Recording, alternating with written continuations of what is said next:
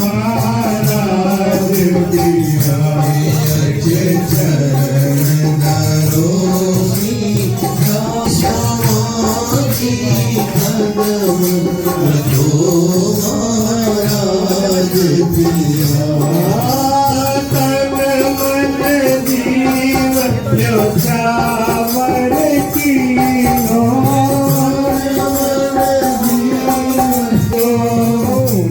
सकलो सुख साज पिया सकलो सुख साज पिया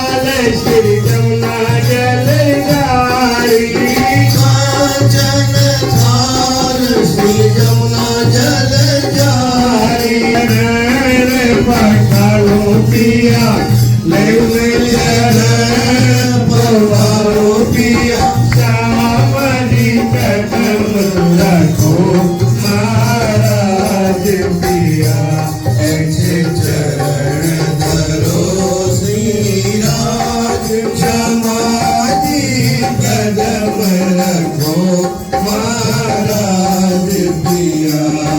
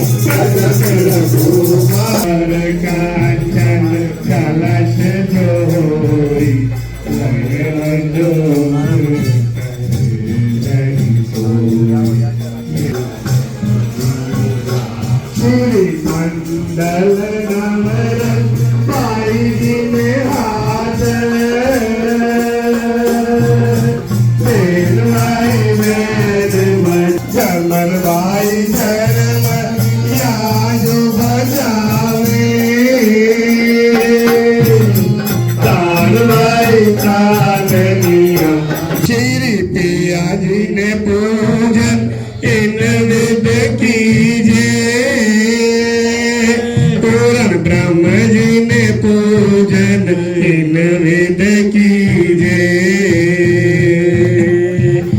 पांच स्वरूप पूजन इन वेद कीजे। सुंदर साथ जी ने पूजन इन वेद कीजे। तो पूजन इन कीजे। फेर फेर मूल स्वरूप चिन्ह लीजे। जो कोई वासनाएं न ब्रह्म से न्यारे आनंद अखंड अपार। शिव सन का शेष न पावे पार। अगम कांचन थाल चहुमुख देवला दीपक ज्योत प्रकाश। काला दीपक ज्योत प्रकाशी। करत आरती से जियावर रानी। करत आरती से जियावर रानी। आनंद अंग उल्लासी वाला। आनंद अंग उल्लासी। युगल स्वरूप सुंदर सुखदाय। श्याम दाम धनी सो वाला। श्याम दाम धनी सो। मंगल रसिक वदन की शोभा। मंगल रसिक वदन की शोभा। नीलकंठा मन मोह वाला। नीलकंठा मन मोह। सखियाँ नीरत करे और गावे। ओम अंग अपारे वाला। ओम अंग अपारे। ताल मृदंग झांझर यंत्र बाजे। सखियाँ ताल मृदंग झांझर यंत्र बाजे। सखियाँ बोलत जय जयकार। सखियाँ बोलत जय जयकार। वादावे मुक्ता फल सखियाँ। जियावर श्याम सुहानी वालो। जियावर श्याम सुहानी। तन मन जीवन न्योछावर कीनो। तन मन जीवन न्योछावर कीनो। अति चरणों राजी। श्री माति चरणों राजी। वादावे मुक्ता फल सखियाँ। श्री जियावर श्याम सुहानी। वालो जियावर श्याम सुहानी। तन मन जीवन न्योछावर कीनो। तन मन जीवन न्योछावर कीनो। श्री मामति चरणों राजी। श्री मामति चरणों राजी। बोलो श्री प्राणनाथ प्यारे की जय। पुरट प्राम को नीलवट भौहि केश। श्रवण भूषण मुकुदंति मीठ यशना। हे देख दर्शन आवे जो सियावे। सो बाही चूड़ी बाजू बंद सोहे। फूम पोजी काड़ो कड़ी। हस्त कमल की मुंडरी। नख का नूर चिर जड़ो आसमान में। जो हक चलवन करत सब आंगुरी। रोशनी पट के करी अवकाश में चरण भूषण। जामे जार जाई कहे सिरे महामती मोमिन रहो दिल को माशोक खींचे तो है अरस के माही रोशनी पटके करे अवकाश में चरण भूषण जामे इजार झाई कहे श्री महामती मोमिन रहो दिल को माशोक खींचे तो है अरस के माही माशोक खींचे तो है परम धाम मूल मिलावा बिच माही ब्रह्म सृष्टि लीजिए हारे सैया यह अपनो जीवन सखी मेरी जो है मूल वतन ब्रह्म सृष्टि चलो आदि करके अबलो सखी कबहू न खो लेकिन सुपन बुद्ध बैकुंठ लो या निरंजन निराकार सो क्यों शून्य को उल्लंघ के सखी मेरी क्यों कर ले बेपार सुपना बुद्ध सुपन बुद्ध अटकल सो वेद कतेब खोजे जिनो मगजन पाया माहे का बाधे मायने बारे तिनो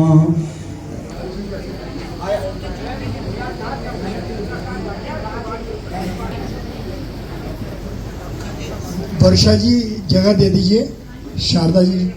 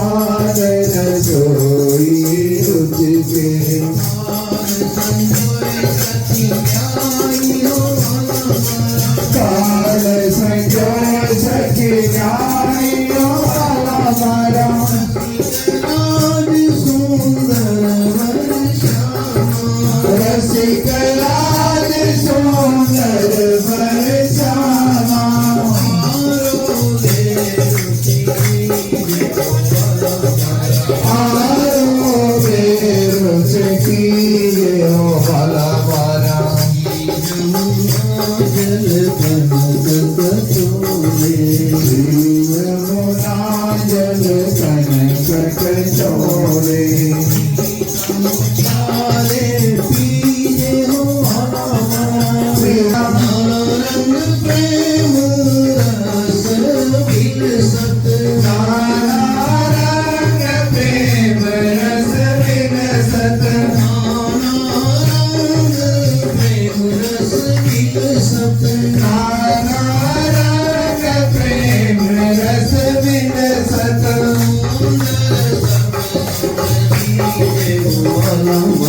सौंदर सब सुख दीजे ओ वाला वाला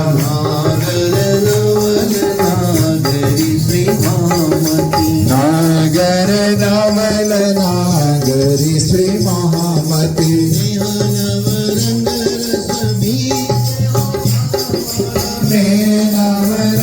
रस बीजे हो वाला वाला नागरी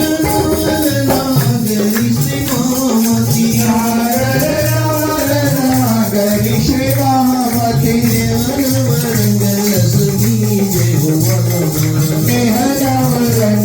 श्री राकेश जी आप परम सम्मान्य श्री अक्षताय जी का पुष्पमाला द्वारा अभिनंदन करें, स्वागत करें और हमारे श्वास प्यारे धनी धनवन करे प्यारे बलमेरी नाहकार करे गुरु श्री प्राणनाथ प्यारे की जय।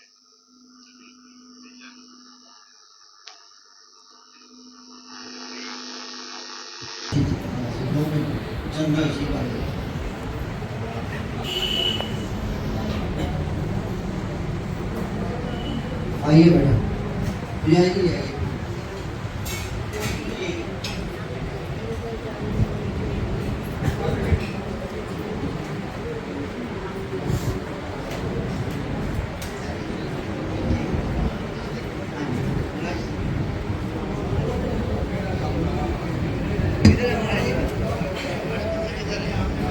आकांक्षा जी आइए बेटा फटाफट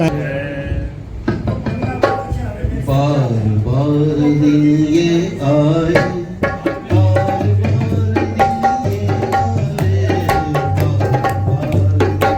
ये आए बार बार दिन ये आए तुम जियो हजारों साल ये मेरी है आरज़ू happy birthday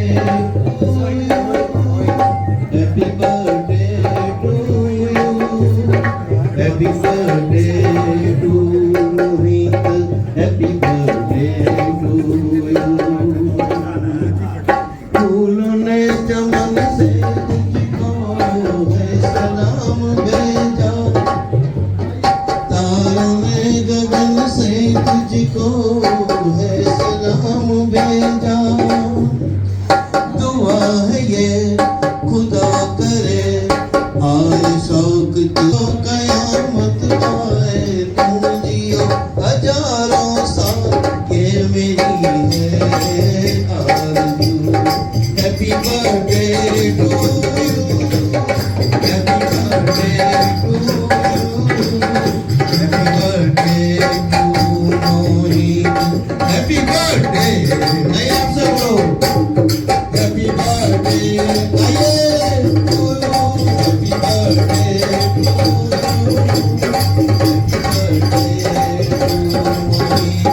happy birthday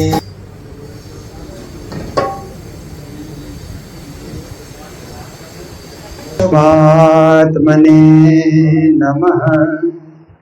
Shri गुरु चरण कमलेभ्यो नमः। आनन्दकन्दं प्रभुदेवचन्द्रं व्रजे स्वरूपे न पुरापि जातं प्रवेश्य प्राप्तं प्रियप्राणनाथं परेशपूर्णं सततं नमामि। ब्रह्मप्रियाजा गरणाय जातः सर्वस्वपाता भवसेन्दुत्राता विज्ञानदाता निज धर्मदाता दिनैकबन्धो शरणं प्रपद्ये दिनैकबन्धो शरणं प्रपद्ये। मंगल कृष्ण प्रणाम है मंगल धर्म प्रकाश मंगल सुंदर साथ है मंगल धाम उजास मंगल सुंदर साथ है मंगल धाम उजास। बोलो वृंदावन बिहारी लाल की श्री सद्गुरु महाराज की, श्री प्राणनाथ प्यारे की। परम आदरणीय श्री 108 जगतराज जी महाराज, परम विदुषी शारदा बहन जी, मंदिर के पुजारी जी, मंदिर के सभी ट्रस्टीगण और इस पारायण में पाठ के लिए आए हुए हमारे समस्त साधुजन, पारायण पाठ में संलग्न समस्त ब्रह्म मुनिगण, गायक वृंदा और सद्धर्म प्राण शिरोमणि सुंदर साथ जी, सभी को कोटि कोटि करबद्धा प्रेम प्रणाम। कितना अच्छा अवसर कि हम अपने प्राणेश्वर, प्राण वल्लभ, प्राण प्रियतम ऐसे प्राणनाथ जी के प्रकटन महोत्सव का ये आनंद ले रहे हैं। 51 पारायण के साथ प्रतिवर्ष श्री कृष्ण प्रणामी मंदिर हकीकत नगर दिल्ली में यह आनंद प्राप्त किया जाता है और सभी सुंदर साथ एक उत्साह से, भाव से, प्रेम से, भक्ति से, लगन से सप्ताह व्यापी इस कार्यक्रम में सम्मिलित होते हैं, जीवन को पावन बनाते हैं, धन्य बनाते हैं। तो इस वर्ष भी यह कार्यक्रम आज से शुभारंभ हो रहा है। ऐसे तो पूर्ण ब्रह्म परमात्मा का यह आना और जाना सूर्य के आने और जाने जैसा ही है, क्योंकि सूर्य तो एक ही जगह है, परंतु पृथ्वी घूमने के कारण दिन रात का हम लोग अनुभव करते हैं। तो सुबह सुबह कहते हैं अभी सूर्योदय की बेला है, दोपहर को कहते हैं अभी मध्याह्न की बेला है, फिर शाम को कहते हैं अभी सूर्यास्त की बेला है। पर सूर्य तो वही है, अपनी जगह से सारे जगत को प्रकाश दे रहा है। ऐसे ही पूर्ण ब्रह्म परमात्मा अपने परम धाम में है, वहीं से सारी सृष्टि को प्रकाश दे रहे हैं, मेहर बरसा रहे हैं, कृपा बरसा रहे हैं। सूर्य की किरणें हमारे आंखों में आ जाती है तो ऐसा लगता है कि सूर्य हमारे बिल्कुल करीब है, मेरे आंखों के पास है। ऐसे ही पूर्ण ब्रह्म परमात्मा जब हमारे प्राणनाथ के रूप में, प्यारे प्राणनाथ के रूप में हमारे जीवन में आ जाते हैं, हमारे नेत्रों में आ जाते हैं, हमारे आत्मा में जब प्रवेश करते हैं तो हमें ऐसा लगता है ये प्राणनाथ प्राकट्य का महोत्सव है, ये प्राणनाथ आगमन का महोत्सव है, ये प्राणनाथ जयंती है। शब्द कोई भी हम प्रयोग करें पर हमारा भाव तो हमारे हृदय में प्राणनाथ प्रकट होने का है। ऐसे महामती प्राणनाथ जी के प्राकट्य महोत्सव पर यहाँ हमारे ब्रह्म मुनिगण 51 पारायण का पाठ करेंगे तो नित्य चर्चा तो अपनी जगह चल ही रही है, पर जहां जहां महोत्सव होते हैं तो महोत्सव को भी हम लोग समेट लेते हैं प्रणामी मीडिया यूट्यूब के माध्यम से। जहां बड़े बड़े महोत्सव होते हैं उनको भी ऑनलाइन श्रोताओं के समक्ष दिखाने के लिए हम लोग प्रयास करते हैं। तो आज के दिन मैं चाहूंगा कि आज जो पाठ पढ़ा जाएगा, रास प्रकाश सठ ऋतु कलश, ये गुजराती के 4 ग्रंथ है। इन चारों ग्रंथ का पाठ आज किया जाता है। तो इन ग्रंथों का सार क्या है? सबसे पहले तो तारतम सागर क्यों कहा गया? तारतम रसवाणी करा पिलाइए जाको, जहर चढ़िया होए भूम का सुख होवे ताको। श्री प्राणनाथ जी महाराज ने अपनी वाणी का नामकरण किया है। ये तारतम का रस है, ये तारतम की वाणी है। ऐसी ये दिव्य वाणी उसको पिलाया जाए जो माया की जहर को पान करके बेहोश पड़ा है। उसको तारतम वाणी रूपी रस पिला दिया जाए तो वो होश में आएगा, उसका जहर सहजता के साथ उतर जाएगा और वो अमृत पीने की तरह तारतम वाणी को पी करके अखंड हो जाएगा, दिव्य परम धाम को प्राप्त करेगा। ये ऐसी वाणी है, इसलिए इसको तारतम वाणी कहा जाता है। फिर श्रीमुख वाणी भी कहा जाता है। तब श्रीमुख वचन कहे प्राणना ढूंढ काढ़ना अपना साथ, माया विने आई सृष्टि ब्रह्म सो बुलावन आए हैं हम। वाणी में श्री जी कहते हैं कि इसको श्रीमुख वाणी कहा जाए, क्योंकि ये वाणी साधारण मुख से नहीं निकल रही है, साक्षात पूर्ण ब्रह्म परमात्मा ही सदगुरु के रूप में और प्राणनाथ जी के रूप में पधारे, इसलिए उनके दिव्य मुख को श्रीमुख कहा जाता है। या तो साक्षात धामधनी के मुख से ही ये वाणी प्रकट हो रही है, इसलिए भी श्रीमुख है। हम जो बोलते हैं हमारा तो केवल मुख होता है, पर राज्य जो बोलते हैं उसको श्रीमुख कहा जाता है। वो ऐश्वर्य से पूर्ण, शक्ति से पूर्ण, भाव से पूर्ण, भक्ति से पूर्ण, धर्म से पूर्ण, सब कुछ से परिपूर्ण होने के कारण उसको श्रीमुख वाणी कहा जाता है। फिर इसे प्राणनाथ वाणी भी कहा जाता है। श्री महामत कहे सुनो साथ देखो खोल वाणी प्राणनाथ, धनी ल्याए धाम से वचन जिनसे न्यारे न होए चरण न। ये प्राणनाथ वाणी है, स्वयं प्राणनाथ जी कहते हैं इस वाणी को खोल करके देखो। वाणी की पूजा तो हम लोग नित्य निरंतर करते ही हैं, पर मात्र पूजा से नहीं होगा, इसको खोल करके पढ़ना भी होगा, देखना भी होगा, सुनना भी होगा, मनन करना भी होगा। तो ये प्राणनाथ वाणी है। ऐसी वाणी हृदय में उतरेगी तो प्राणनाथ भी सहजता से हमारे हृदय में उतर आएंगे, इसलिए प्राणनाथ कहा जाता है, प्राणनाथ वाणी कहा जाता है। तो अब देखिए कि इस वाणी को स्वसम वेद भी कहा, वेद हमारो स्वस्मय तीर्थ यमुना सोय जोय। तो हरिद्वार में संप्रदाय का सिद्धांत बताते हुए श्री जी ने कहा कि हमारा जो ग्रंथ है, हमारा जो वेद है वो स्वसम वेद है। स्वसम का अर्थ होता है स्व, परमात्मा को कहा जाता है। निज स्व कहते हैं ना, निज को ही स्व कहा जाता है। तो स्व के समान, स्व परब्रह्म परमात्मा के समान ये वाणी है। परमात्मा और इस वाणी में कोई फर्क नहीं है, इसलिए हम लोग वाणी की पूजा करते हैं ना।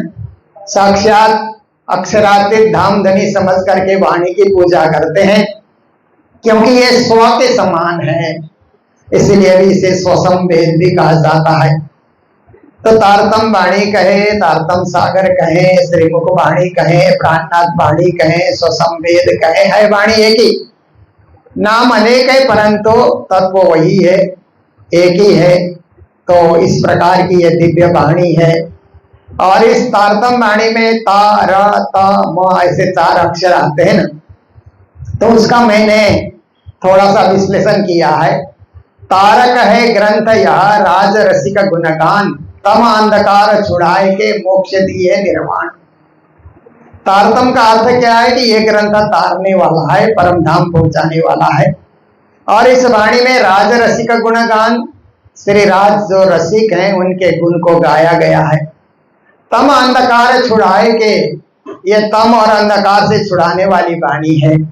और मोक्ष दिए निर्वाण, उस दिव्य परम धाम का मोक्ष परम गति देने वाली भी यही वाणी है। इसलिए इसको तार तम ऐसे 4 अक्षरों को जोड़ करके इस वाणी का नाम उच्चारण किया जाता है।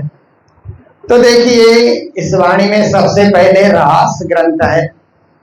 श्री प्राणनाथ जी महाराज ने देखा कि कलियुग में दुनिया में रस सूखता जाएगा, क्योंकि दुनिया वाले इतने स्वार्थी हो जाएंगे, माया के पीछे इतने अंधे हो जाएंगे कि जीवन जीने का रस ही सूख जाएगा।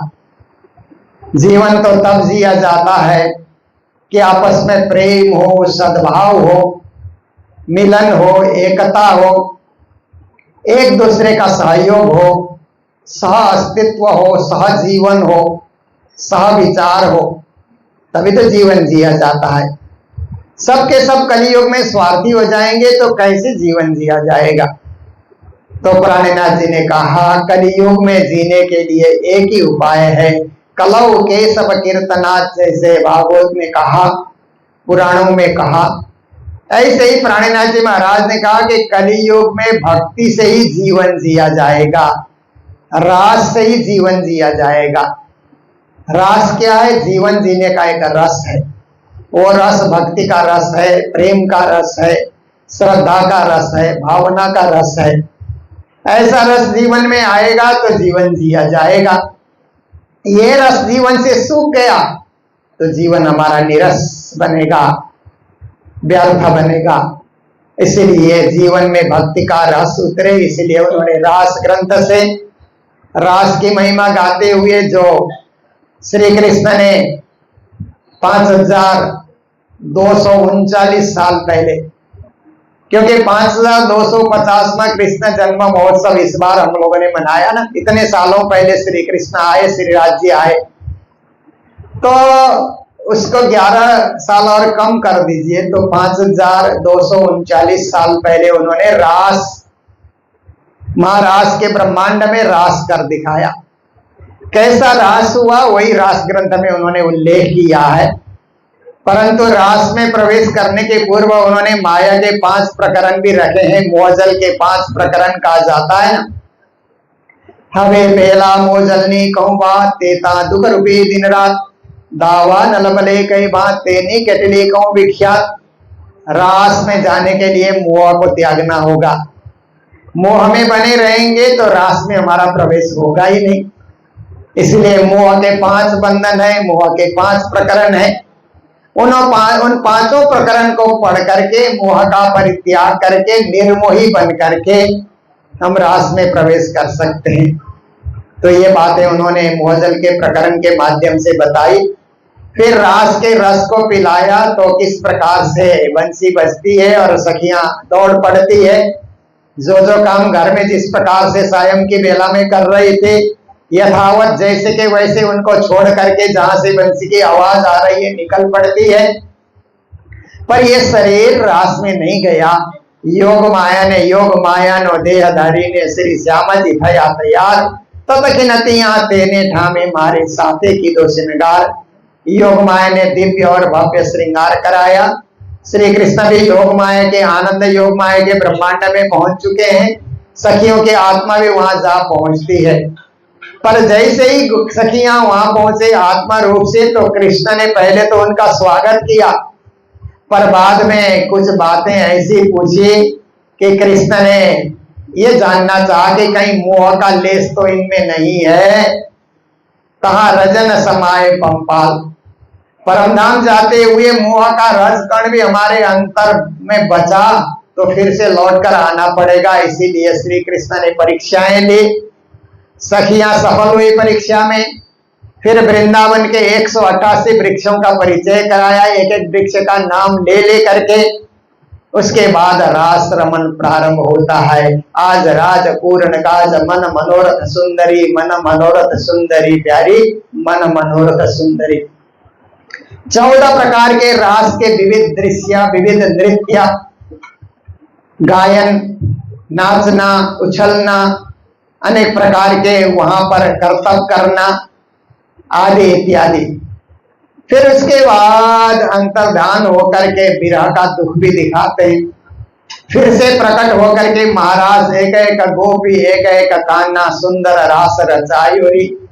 ये सारा वृत्तांत रास ग्रंथ में हम लोग पढ़ सकते हैं। इसका पूरा आनंद तो हमारे पढ़ने वाले ब्रह्म मुनि ही ले पाएंगे कि कैसा रास हुआ और कैसे जीवन में रस उतरा। फिर यमुना किनारे जाना, झीलना करना, वो भी एक रास का अंग है। भोग व्यंजन ग्रहण करना, फरतन फैर बाजोटी रंग पाकी परवादी वाला बलम जी महाराज जी ने प्रीतम हमारा। फिर अंत में जाकर के श्री राज्य के साथ प्रेम संवाद करना और कुछ क्षण के लिए परमधाम में जागने के बाद भी इच्छा पूरी न होने के कारण फिर से लौट करके जागने के ब्रह्मांड में आना।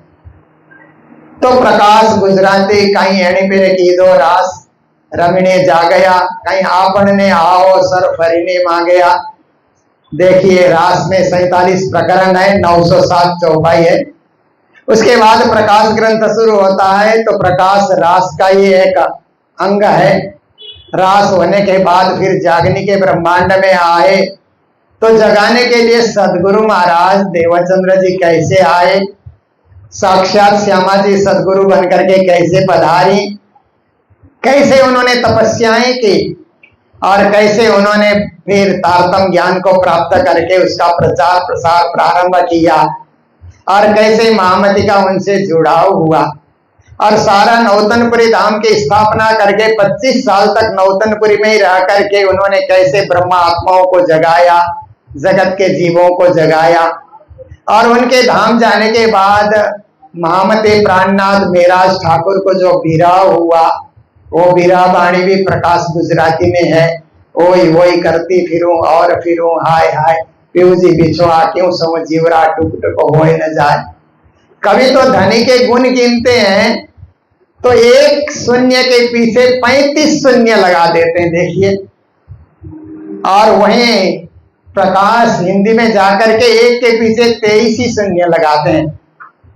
तो कभी कभी सुंदर साथ को लगता है कि गुजराती के गिनती में एक के पीछे 35 शून्य लगा दिए, हिंदी के गिनती में केवल 23 ही शून्य लगाए। धनी के गुण गिनने में क्या कारण है?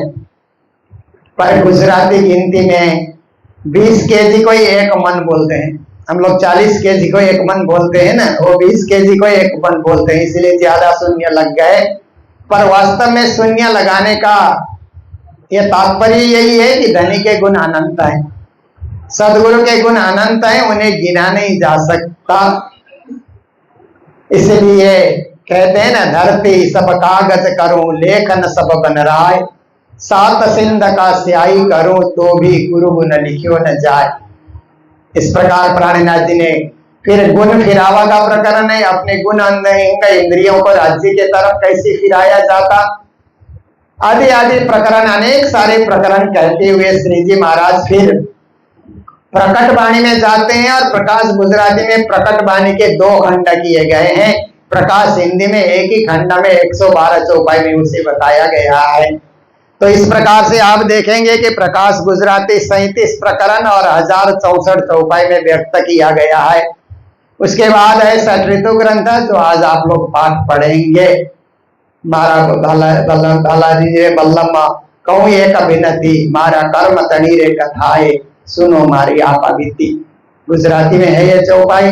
धनी जी से जैसे ब्रज की गोपियां कृष्ण मथुरा जाने के बाद तड़पने लग जाती हैं और कृष्ण भी वापिस नहीं आ सकते और इधर से गोपियां भी मथुरा नहीं जा सकती हैं, क्योंकि लीला भेद के कारण ये मिलन हो नहीं पा रहा है। तो ऐसे ही प्राणनाथ जी महाराज भी देखते हैं कि उन्हें तो नजरबंद में जाना पड़ा और उधर से सदगुरु श्री देवचंद की जगह बिहारी जी बैठे हुए हैं। बिहारी जी मिलने नहीं आते हैं, कृष्ण मिलने नहीं आए तो उन्होंने उद्धव जी को भेजा, बिहारी जी मिलने नहीं आए तो उन्होंने नाग जी को भेजा। तो प्राणनाथ जी ने इस षट ऋतु को बहुत मार्मिक ढंग से हो श्याम प्यू प्यू करी रे पुकारो 15 प्रकरण में 230 चौपाई में बहुत ही 6 ऋतुओं में कैसे भजन भक्ति करनी चाहिए और कैसे ऋतुओं के हिसाब से, पर्वों के हिसाब से राज्य की सेवा करनी चाहिए, षट ऋतु में बहुत ही प्रेम और भाव के साथ उन्होंने बताया। उसके बाद कलश गुजराती ग्रंथ प्रारंभ होती है, जो 12 प्रकरण और 506 चौपाई में व्यक्त श्री जी महाराज ने किया है। उसमें वो ज्ञान का कलश है। रास के बाद प्रकाश, प्रकाश के बाद प्रकाश का ही एक कलश है। कलश हमेशा आदरणीय और पूजनीय होता है। हम कोई भी कार्यक्रम शुभारंभ करते हैं तो कलश की स्थापना तो करते ही करते हैं, बिना कलश स्थापना कार्यक्रम पूर्ण नहीं होता। और कोई भी मंदिर बनता है तो मंदिर के गजूर पे, मंदिर के शिखर पे कलश धराया जाता है, तभी मंदिर पूर्ण होता है। तो इस प्रकार से श्री प्राणनाथ जी महाराज कहते हैं कि मेरी वाणी भी लिखी जा रही है, पर उसमें कलश धराना बहुत जरूरी है। वो कलश क्या होगा कि ज्ञान का कलश होगा। वो कोई धातु का कलश नहीं होगा, वो ज्ञान का कलश होगा। और ज्ञान में भी महाज्ञान तारतम ज्ञान है, उसी तारतम ज्ञान का वो कलश होगा। ऐसा श्री जी महाराज सोच करके उस कलश तक जाने के लिए पंथ पेड़ों में जो खेता खेते वो बात भी लगते हैं।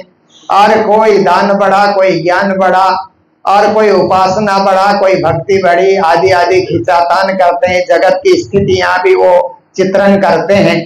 और इस प्रकार से बहुत सारे सुंदर सुंदर वेदांत के प्रकरण कलश में समावेश करते हुए श्री जी महाराज ने ब्रह्म तत्व का बोध कराया। और अंत में जाकर के जागने का प्रकरण आता है। जागो अब जाग देखो सुख जागनी, ये सुख सुहागिनी जो तीन लीला चौथी घर के, इन चारों को या में भोग। देखिए हिंदी चौपाई हम लोगों को जल्दी से याद हो जाती है ना, क्योंकि गुजराती की चौपाई है। और वही चौपाई हिंदी में श्री जी ने अनूपसर में जब दिल्ली आए थे उस समय अनूपसर में उनका रहना हुआ। और ये प्रकाश गुजराती और कलश गुजराती को हिंदी में स्वयं उन्होंने अनुवाद करके अनुवाद परंपरा को भी उन्होंने ये जीवंत रखा। तो ये सब कलश में जागने का प्रकरण है। हमें जागना है और अपने मूल वतन को पाना है, धनी के चरणों को पाना है। कहीं संसार की माया में अटकना नहीं, भटकना नहीं, उलझना नहीं। इससे आसानी से पार करके उस दिव्य धाम में जाना है। तो जाएंगे कैसे? केवल तारतम के ज्ञान से, तारतम के जप से, तारतम के बार बार महत्व को समझने से, और तारतम के माध्यम से ही हद पार बेहद है, बेहद अपार अक्षर, अक्षर पार वतन है, जागिए इन घर। इस प्रकार से दिव्य परम धाम को पाया जा सकता है। तो मैं इतना ही मैं अपने इस बात को रखना चाहूंगा, क्योंकि हमारे मध्य गुरुजन बैठे हुए हैं और पारायण भी शुभारंभ होना है। प्रतिदिन मेरा प्रयास रहेगा कि जो ग्रंथ आप पढ़ेंगे उन ग्रंथों का आशय क्या है, उन ग्रंथों का महत्व क्या है, उन ग्रंथों का अवतरण कहाँ हुआ। ये चारों ग्रंथ का अवतरण नौतनपुरी में हुआ है, नजरबंद में हुआ है। पर कलश ग्रंथ के केवल 2 चौपाई नौतनपुरी में उतरी, बाकी सारी चौपाई महामंगलपुरी धाम सूरत में उतरती है। बाकी कल से जो हम लोग प्रकरण पढ़ेंगे उनका सार भी आपके समक्ष रखा जाएगा। तो अभी इन्हीं शब्दों के साथ वाणी चर्चा और वाणी की व्याख्या को यही विराम देने जा रहे हैं। जय जयकार के साथ बोलो सदगुरु महाराज की, श्री प्राणनाथ प्यारे की, सर्व सुंदर साथ की, श्री पारायण महोत्सव के, श्री प्राणनाथ प्रकटन महोत्सव के प्रणाम।